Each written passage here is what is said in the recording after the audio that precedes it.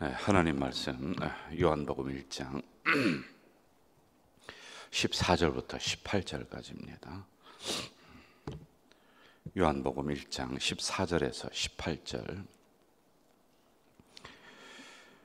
우리 한 목소리로 읽도록 하겠습니다.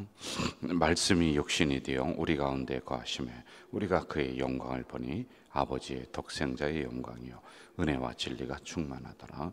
요한이 그에 대하여 증언하여 외쳐 이르되 내가 전에 말하기를 나보다 앞선 것은 나보다 먼저 계심이라 하는 것이 이 사람을 가리킴이라 하니라. 우리가 다 그의 충만한 데서 받으니 은혜 위에 은혜라라. 율법은 모세로 말미암아 주어진 것이요 은혜와 진리는 예수 그리스도로 말미암아 온 것이라. 본래 하나님을 본 사람이 없으되 아버지 품속에 있는 독생하신 하나님이 나타내셨느니라. 아멘. 14절 제가 다시 읽을게요. 말씀이 육신이 되어 우리 가운데 거하심에 우리가 그의 영광을 보니 아버지 독생자의 영광이요 은혜와 진리가 충만하더라. 요한복음 우리가 강해를 하는데 요한복음 중간중간에는 뭐가 나오냐면 어떤 사건보다는 교리적인 그런 부분이 나와요. 그러니까 오늘도 우리가 묵상해야 될 게 뭐냐면은 하나님이 육신의 몸을 입으시고 이 땅에 오셨다라고 하는 기독론이라고 그래요. 이걸 기독론 굉장히 중요한 내용들이거든요. 그래서 이런 뼈대를 로마서처럼 이렇게 만지면서 그리고 그 위에 예수님의 어떤 사건들, 교훈들 이런 것을 이렇게 실행해 놓고 있다라고 하는 거 우리가 기억하면 좋을 것 같아요. 볼륨을 조금 높여주세요. 제가 소리가 잘 안 나요. 생화학자인 돌프 빈더 박사라고 하는 분이 사람을 분해를 했습니다. 이 사람의 값어치가 얼마나 있을까? 우리 육신을. 그랬더니 다 분해를 해서 성냥을 만들 수 있는 인이 얼마나 나오나 봤더니 성냥 5갑 정도 이렇게 만들 수 있는 게 나오고요. 그리고 뭐 설탕, 세숫비누 5개, 그리고 못 만들 수 있는 철이 있잖아요. 우리한테 철이 있습니다. 이런 걸 다 분해를 해서 했더니 이걸 가지고 저 철물점에 가서 팔아봤어요. 6,000원 나와요. 6,000원. 우리 인간의 육신이 6,000원. 자, 그러면은 인간의 몸이 6,000원의 가치만 있느냐? 그건 아니란 말입니다. 이런 얘기가 있죠. 호랑이는 죽어서 가죽을 남기고 사람은 죽어서 이름을 남긴다. 여러분 이게 무슨 의미겠어요? 사람이 사람답게 살아야지 된다. 그러니까 6,000원의 가치만 가지고 있는 것이 아니라 이름값을 하며 살고 사람답게 살아갈 때 육신의 도구를 입었지만은 위대한 일을 할 수 있다라고 하는 이런 이야기란 말입니다. 제가 이제 장례를 많이 치르는 목사인데요. 제가 참 비슷한 게 뭐냐면은 사람이 죽을 때 딱 죽으면은 죽을 때가 됐다고 쳐봅시다. 그러면요 똑똑한 사람이나 바보스러운 사람이나 있는 사람이나 없는 사람이나 비슷해져요. 이게 나이가 들면 들수록 그게 별 의미가 없는 거란 말이에요. 그리고 다 똑같이 화구에 들어갑니다.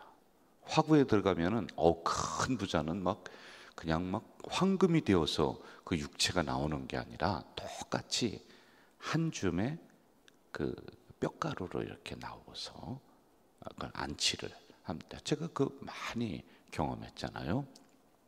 똑같아요. 자, 그런데 뭐가 다르냐면은 우리가 살아있을 때 육체라고 하는 몸을 입었어요. 육체에 무엇을 담고 살아가느냐? 남을 속이려고 하는 마음만 담고 살아간다? 정신이 그렇다? 그럼 육체가 사기꾼 노릇하는 거예요. 그런데 다른 사람을 도와주려는 마음을 가지고 내가 살아간다. 그러면 그게 성자예요. 그게 작은 예수님이란 말이에요. 그게 빛으로 사는 거예요. 그래서 똑같은 육체를 입고 있지만은 내가 어떤 생각을 하느냐, 어떤 마음을 가졌느냐, 이게 나의 육체의 가치를 평가해 주는 거예요. 안 그러면 6천 원짜리도 안 되는 거란 말입니다. 여러분, 80이 된 모세, 그 노구 아닙니까? 이제 다 힘이 빠지고 했던 노인 어른을 하나님이 그 육체를 들어서 딱 사용하시니까 어떻게 돼요? 그 힘없는 육체를 가진 노인이 이스라엘 민족을, 광야를 이끄는 위대한 지도자로 그의 육체를 사용을 이렇게 한단 말입니다. 자, 14절 말씀이 뭐가 되었대요? 육신이 되었다. 육체가 되었다 라는 겁니다.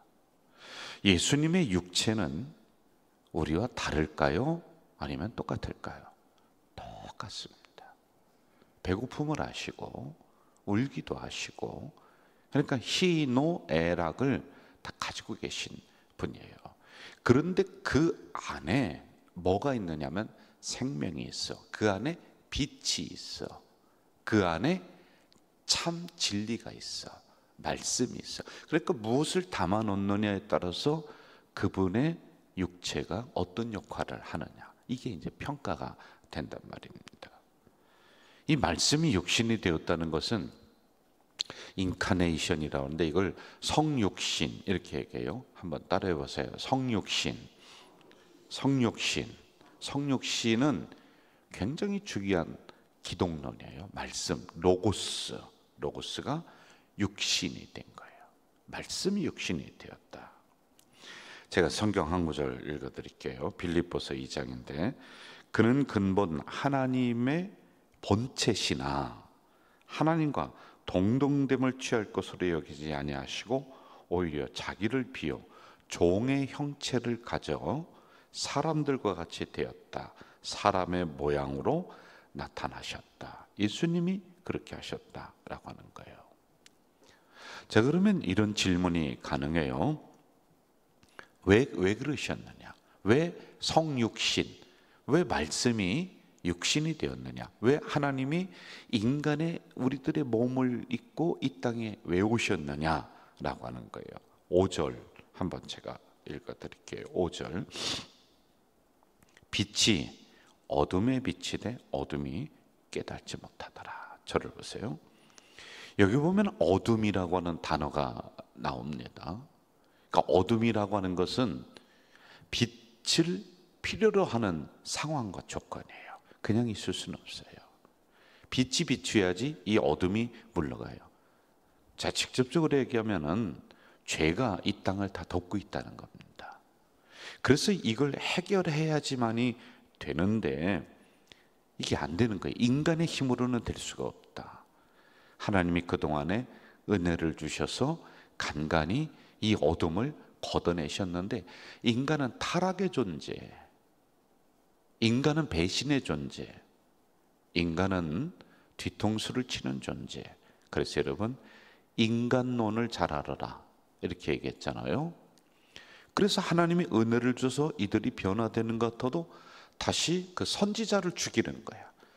말씀을 전하는 사람을 죽이는 거예요. 여러분은 그러지 않을 것 같아요? 천만에요.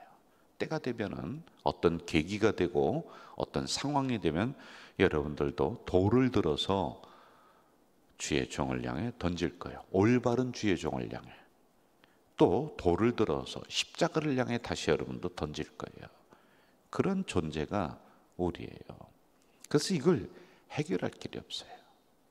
구약에는 이걸 해결하기 위해서 주의 종을 보내고, 그래도 안 되니까 어떻게 해요? 제사법을 만들었어요. 야, 너희들 몸을 깨끗이 씻어라.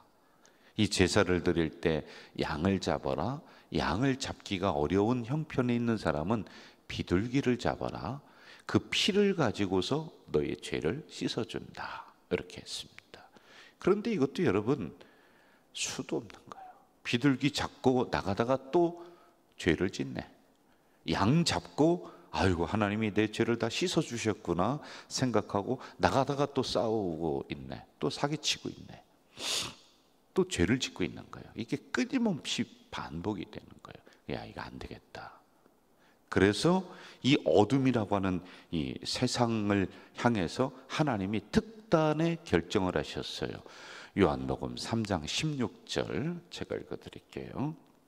잘 보세요. 하나님이 세상을 이처럼 사랑하사 독생자를 주셨으니 이는 그를 믿는 자마다 멸망하지 않고 영생을 얻게 하려 하심이라. 이렇게 하나님이 특단의 조치를 취했다. 자, 여러분, 하나님이 세상을 어떻게 사랑했대요? 이처럼 사랑했대요. 그러면 이처럼이라고 하는 이 단어가 만약에 형성이 되려고 그러면은 그 앞에 어떤 행동이 있어야 돼. 이처럼 내가 당신을, 내가 우리 전도사님을 이처럼 사랑했어. 근데 이처럼 사랑했다고 하는데 아무것도 해준 게 없네. 예를 들어서 제가 우리 전도사님 양복을 해준다든지 구두를 해준다든지 그러면서 제가 이렇게 얘기해요. 봐봐, 내가 전도사님을 이처럼 사랑하잖아. 뭐 때문에? 양복해주고 구두해주고 식사 맛있는 걸 대접해주면서 내가 이렇게 사랑하잖아. 이렇게 행동이 있어야 된다는 거예요. 자, 하나님이 세상을 이처럼 사랑했대. 그럼 이처럼은 뭐냐라고 하는 거예요. 그 뒤에 요한복음 3장 16절에 나오잖아요. 독생자를 이 땅에 보내주셨어. 하나님이 세상을 이처럼 사랑하사 어떻게 해요? 그렇죠. 예수님을 이 땅에 보내주셨어. 이게 하나님의 특단의 조치란 말입니다. 오늘 본문 14절 제가 읽을게요. 이것을 14절에서는 말씀이 육신이 되어 우리 가운데 오시면 이렇게 표현한 거예요. 똑같은 거예요. 말씀이 육신이 되었다. 하나님이 세상을 이처럼 사랑하사 어떻게 해요? 독생자를 우리에게 보내주신 것 똑같은 말씀이란 말이에요. 자, 그럼 또 이런 질문이 여러분 새벽에 가능해요. 오신 목적이 뭐냐는 거예요. 그럼 하나님이 말씀이 되시고 육신이 되셔서 이 땅에 오셨다. 당신의 아들을 이 땅에 보내주셨다. 이게 이제 기독론에 깊이 들어가면은 이런 부분들을 우리가 아주 선명하게 배웁니다. 그런데 요한복음에서 보니 말씀이 육신이 되셨대. 그래서 이 땅에 오셨대. 우리 가운데 거하신대. 왜 오셨느냐? 이게 또 궁금할 수가 있단 말입니다. 9절로 가봅시다. 9절 제가 읽을게요. 참 빛 곧 세상에 와서 각 사람에게 비추는 빛이 있었나니. 빛, 그러니까 어둠이 있는 이 땅에 참빛 예수가 빛이 되어서 이 땅에 와서 그 빛을 비추었어. 그런데 어떻게 돼요? 9절에 보니 10절 각 사람에게 비치는 빛이 있었나니 10절 그가 세상에 계셨는데 세상은 그로 말미암아 지은 바 되었으되 세상이 그를 알지 못한대. 모른대. 그래서 죽인 거예요. 11절 제가 한 번 더 읽어드릴게요. 자기 땅에 오매 자기 백성이 영접하지 아니한대. 몰라. 영접하지 않는 거예요. 그래서 예수님은 십자가에서 자기를 내어놓고 죽임을 당하신 거란 말이에요. 이게 여러분 구원론의 기독론의 핵심적인 근거란 말입니다. 그런데 우리는 이러한 예수님을, 이렇게 빛이 되어서 우리에게 오신 예수님을 세상 사람들은 아유 몰라요. 그러면서 그를 향해 돌을 던지고 죽였습니다. 그런데 우리는 믿으니까 이 새벽에 이렇게 나와서 있는 거란 말입니다. 자, 이제부터 이게 중요한 부분이에요. 좋아요. 여기까지는 수도 없이 우리가 되풀이되면서 들었던 말씀이란 말입니다. 이제부터 우리는 성육신은 말씀이 육신이 되었대. 이 땅에 오셨대. 성육신의 정신으로 살아가야 되는 거예요. 우리가 성육신 할 수는 없습니다. 그러면 그 이단이 되고 교주가 되는 거예요. 그것은 예수님 분이 안 되는 거예요. 그러면 그 예수님을 믿은, 성육신하신 그 예수님을 믿은 빛이 쫙 비추어서 우리 안에 있는 어둠이 싹 물러가고, 여러분이 구원받은 이 자리에 선 여러분들은, 우리는 어떻게 해야 되느냐? 성육신 정신으로 살아가야지만이 된다. 그래서 삶의 현장에서, 어둠의 현장에서 성육신의 정신으로 살아가야 된다. 좀 이렇게 하면은 여러분들이 그게 뭔가 이렇게 생각할 수 있을 거예요. 그래서 제가 성경을 한 구절 더 읽어드려요. 마태복음 5장 14절. 너희는 세상의 빛이라. 우리는 구원을 주는 빛은 아니야. 그러나 구원에 이르도록 그 사람들에게 빛을 비춰줘야 돼. 이것을 그 다음 구절에 보면은 너희의 착한 행실을 보고 아버지께 영광을 돌리게 하라, 이렇게 나와 있습니다. 빛의 본질은 예수님이지만은 그 빛으로 구원받은 우리들은, 우리가 살아가는 현장에서 구원의 빛을 비추는 의무, 책임, 그게 뭐예요? 착한 행실, 이렇게 기록을 하고 있어요. 그래서 여러분, 구원받은 것 중요합니다. 그러나 구원받은 후에 여러분의 삶이, 여러분의 생각이, 여러분의 말이 옛날과 똑같다, 한 번 더 점검해 봐야 돼요. 진짜 구원받았느냐? 죽으라고 이 새벽에 잠 안 자고 새벽 기도 나와서 앉아 있었는데 나중에 가라지로 분류되고 천국 입성이 안 된다. 억울해서 어떻게 살 수 있을 것 같습니까? 억울해서 안 되죠. 그래서 여러분이 구원받았는지 안 받았는지 다시 한번 점검하는데, 그럼 뭘로 점검하느냐? 우리는 아멘을 많이 해야 된다, 믿습니다를 많이 해야 된다, 주여를 많이 해야 된다, 그게 아니에요.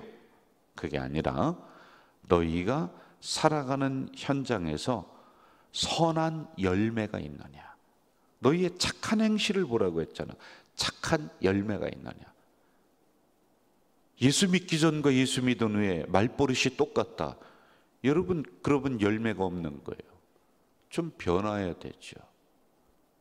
참빛인 예수가 그 안에 들어가 있는데 맨날 하는 생각이 세상 사람들과 똑같이 뒤에서 음해나 하고 이간질이나 하고 한다. 그게 뭐가 구원받은 거예요? 세상 사람들이 불평하면서 그렇게 살았어요. 여러분도 불평하면서 원명하면서 그렇게 살았던 옛날의 모습이 있는데, 예수 믿고 나서 지금도 여전히 그 모습 그대로 그렇게 원망 불평에 내가 젖어버려 있다. 열매가 그건데, 그럼 열매로 너의 구원받음을 안다라고 했는데 열매가 이 정도인데, 그럼 여러분 새벽에 이렇게 나와서 있을 이유가 없습니다. 그냥 잠을 더 주무세요. 왜 나옵니까? 내 선한 행실을, 열매를 자꾸 봐야 되는 거예요.